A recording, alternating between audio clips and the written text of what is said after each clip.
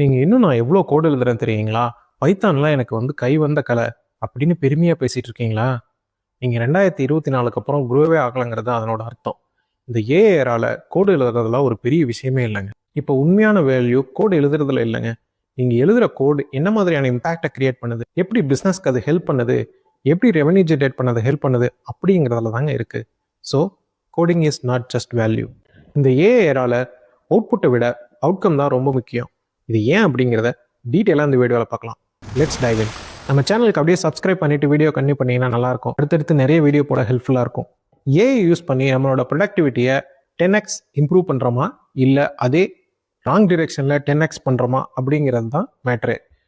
இப்போது ஏஐ நம்மளோட ஜாபை ரீப்ளேஸ் பண்ணோமா அப்படின்னு கேட்டால் ப்ராபப்ளி நாட். ஆனால் அந்த ஏஐ யூஸ் பண்ணி நம்மளால் ப்ராப்பர் அவுட்கம் ஜென்ரேட் பண்ண முடியல அப்படின்னா கண்டிப்பாக ஏஐ ரீப்ளேஸ் பண்ணாது. அந்த அவுட்கம் ஜென்ரேட் பண்ணுற இன்னொரு இன்ஜினியர் ரீப்ளேஸ் பண்ணுவார். ஒரு டீமில் 2 டெவலப்பர் இருக்காங்க.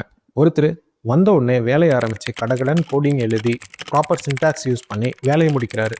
இன்னொருத்தர் கோடே எழுதாமல் இந்த ஃபீச்சர்னால யூசருக்கு என்ன இம்பேக்ட், பிஸ்னஸ்க்கு என்ன இம்பேக்ட், யூசர் இதை எப்படி கன்சியூம் பண்ணுவாங்க அப்படிங்கிறத டீட்டெயிலாக அனலைஸ் பண்ணி அதுக்கப்புறம் கோடு எழுதணுமா இல்லை கோடு எப்படி எழுதணும் அப்படிங்கிறத முடிவு பண்ணுறாரு. இந்த 2 பேர்த்துல யார் பர்ஃபெக்ட் ஃபிட் நீங்கள் நினைக்கிறீங்க? கண்டிப்பாக 2வது ஆள் தான். ஏன்னா அவர் யோசிக்கிறது நான் என்ன வேலை செய்ய போகிறேங்கிறத விட பிஸ்னஸ்க்கு இது எப்படி ஹெல்ப் பண்ணும் அப்படிங்கிறத அவர் யோசிக்கிறாரு. ஸோ அவுட்கம் தான் ரொம்ப முக்கியம், அவுட்புட் இல்லை. முன்னாடியெல்லாம் ஒரு டெவலப்பரை அவர் எழுதுகிற கோடை வச்சு ஜட்ஜ் பண்ணிடலாம். இப்போ டெவலப்பர்ஸ் கோடே எழுதுறதில்ல. இப்போ யாராவது நான் மேனுவலாக கோடு எழுதுறேன் அப்படின்னு சொன்னால் முதல்ல ஃபயர் பண்ண வேண்டியது அவங்கள தான். முன்னாடியெல்லாம் ஒரு டெவலப்பரை அவரோட கோடிங்கை வச்சு பர்ஃபார்மன்ஸ் எவாலுவேஷன் பண்ணிக்கிட்டு இருந்தோம். இப்போது டெவலப்பர் கோடே எழுதுறதில்ல, ஏஐ தான் கோடு எழுதுது. இந்த ஏஐஆரால் எப்படி ஒரு டெவலப்பரை கிரேட் டெவலப்பர் அப்படின்னு சொல்லி நம்ம சொல்கிறது? அதுக்காக மேனேஜ்மெண்ட்டில் ஃபோக்கஸ் பண்ணுற ஏரியா அவுட்கம். அதாவது நீங்கள் எப்படி கோடு எழுதுறீங்க, அந்த கோடு என்ன அவுட்புட் கொடுக்குறதுங்கிற விட நீங்கள் ஆட் பண்ணுற ஃபீச்சர் பிஸ்னஸ்க்கு எப்படி ஹெல்ப் பண்ணுது, அதனால் பிஸ்னஸ் ரெவன்யூ இன்க்ரீஸ் ஆகுதா, ப்ராஃபிட் இன்க்ரீஸ் ஆகுதா அப்படிங்கிறது தான் இப்போ கம்பெனிஸ் ஃபோக்கஸ் பண்ணுறாங்க. ஸோ ஒரு டெவலப்பராக நீங்கள் ஃபோக்கஸ் பண்ண வேண்டியது not output, outcome of the feature. இனிமேல் உங்களோட ஃபோக்கஸ் ஒரு ஃபீச்சரை டிசைன் பண்ணுறதுல தான் இருக்கணுமே ஒழிய எப்படி கோடு எழுதுறீங்கிறதுல இல்லை. அமேசான் மாதிரியான பெரிய கம்பெனிஸ் எல்லாம் அவங்க ஃபோக்கஸ் பண்ணுறது அவுட்கம்.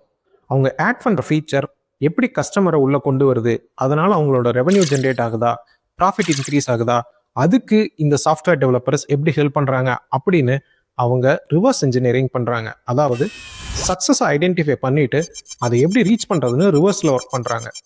நம்மளும் அதே மாடலை தான் அடாப்ட் பண்ணணும். இப்போ எல்லாரும் ஃபாலோ ஆகிற ஒரு ட்ராப் ஸ்பீட். நான் சீக்கிரமாக வேலையை முடித்து சீக்கிரமாக இதை வந்து இம்ப்ளிமெண்ட் பண்ணணும் அப்படிங்கிறதுல ஃபோக்கஸ் பண்ணுறாங்க. ஆனால் அதில் பெரிய ரிஸ்க் இருக்குது. இந்த ஸ்பீட் அப்படிங்கிறது எல்லாத்தையும் செக்யூரிட்டி ரிஸ்கில் மாட்டி விட்டுறது. ஏஐ எழுதுகிற கோடை நம்ம யாரும் ப்ராப்பராக அனலைஸ் பண்ணுறதே இல்லை.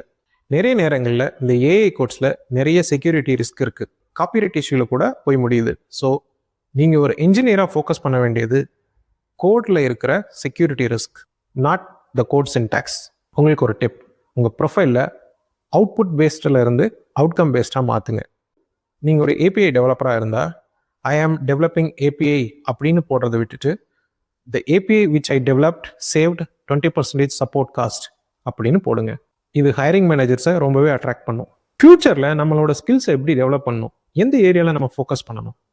நம்மளோட focus critical thinking, system design, orchestration.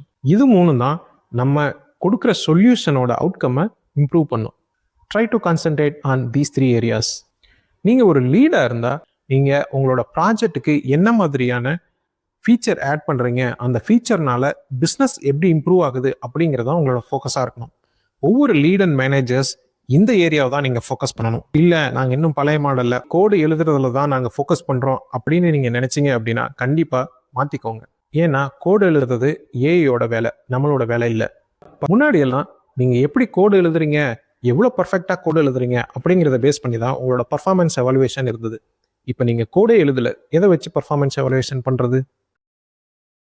கோடிங்கை தவிர எல்லா விஷயம் கற்றுக்கோங்க. அதாவது எப்படி ரெக்யர்மெண்ட் கேதர் பண்ணுறது, எப்படி ஆர்கிடெக்சர் டிசைன் பண்ணுறது, எப்படி சிஸ்டம் ட்ரேட் ஆஃப்ஸை வந்து ஹேண்டில் பண்ணுறது, மைக்ரோ சர்வீசஸ் எப்படி பில்ட் பண்ணுறது, உங்கள் ப்ராஜெக்ட்டுக்கு தேவையான எல்லா விஷயத்தையும் கற்றுக்கோங்க. சுருக்கமாக சொல்ல போனால் you should be the one man army. இந்த மாதிரி சின்ன சின்ன சேஞ்சஸ் உங்களோட ஒர்க் கல்ச்சரில் கொண்டு வாங்க. ஏஐ உங்களை ரீப்ளேஸ் பண்ணிடுங்கிற பயமே போயிடும். இதை பற்றி டீட்டெயிலாக நான் ஒரு பிளாக் எழுதியிருக்கேன். அதனோட லிங்க் டிஸ்கிரிப்ஷனில் இருக்குது. டைம் கிடைச்சா படித்து பாருங்கள். இந்த மாதிரி சின்ன சின்ன டிப் உங்களுக்கு வேணும் அப்படின்னா தட் ஐ டைனாவை சப்ஸ்கிரைப் பண்ணுங்கள்.